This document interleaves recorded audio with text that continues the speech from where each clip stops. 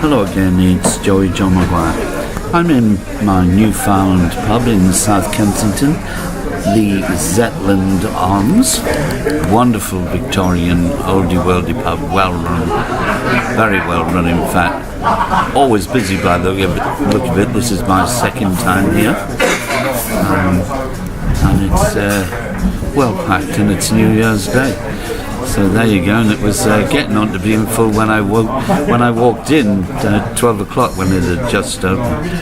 Anyway, it's immaculate, like I say, well run and well worth a visit.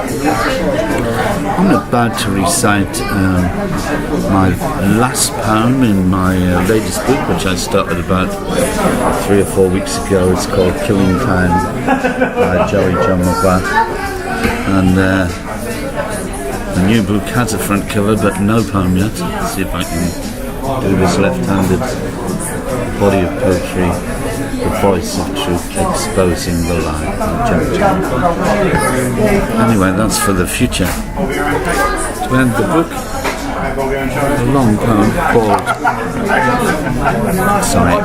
called Business as Usual. Contempt has a way of announcing its arrival from out of nowhere, as it grows rapidly in stature alongside its old friend familiarity. And don't the perfect pair complement each other with their gut-cringing smugness? How quickly the silence of listening turns on its head to spin in its own cocoon of opinion that soon morphs into judgment, the years of counselling forgotten conveniently, just like that. The early compassion, what I prefer to call the honeymoon period, is quickly sidelined, bright-eyed early interest replaced by the drooping eyelids of bored indifference. And it isn't long before the eyes are lost behind a grey mist, the party over, and time will bring us Judgment Day, delivered on a cold plate of Bellini-style flatulence. I ask, what has become of those endless hours we spent laying down the foundations of trust? Just what is my place in the greater scheme of things? Are my feelings of no worth? And now that I've poured out my heart, will you use the weakness of my heartbreak to prepare a dossier in your mind, filled with annoying statements like, "Told you so"?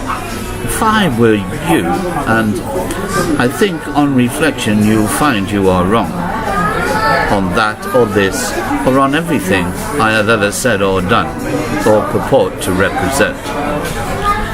I have to learn that I have no right to ever be upset.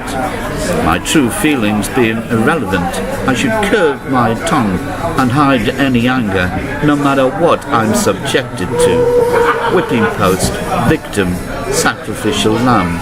I should show forgiveness, happy clap the hallelujahs. They know not what they've done. There is a pounding in my head. It feels like my brain is being scrambled by some kind of wrecking ball. All the ground we have covered appears to have been for nothing. I can see that now. Our little chats, nothing more than the business end of compassion. And in that world I now realize there is little or no room for altruism, because you said so, just like you've made it clear that this is no time to be living outside the box.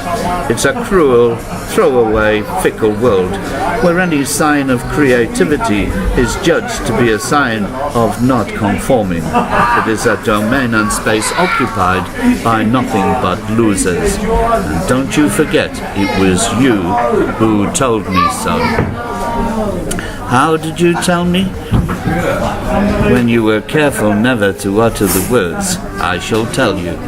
I am blessed with a gift, uncanny really, as it allows me to interpret the meaning of silences, to read between the lines, and see through the opaque, grey clouds where contempt is just visible behind but hiding behind your eyes. It's too late to change my story now. Not that I would ever want to. The truth is out. At least the truth as you choose to see it. It's business, and now your job is done, it'll soon be time for you to walk away. I will meet another stranger who, for a while, will listen to my bleating just like you, and it will be business as usual as we become familiar enough to allow the contempt to come leaking in through the wide crevices of my misery. It's very noisy in here, but maybe we got away with that one. I struggled towards the end. But that's why I do it in a pub, so we get reality.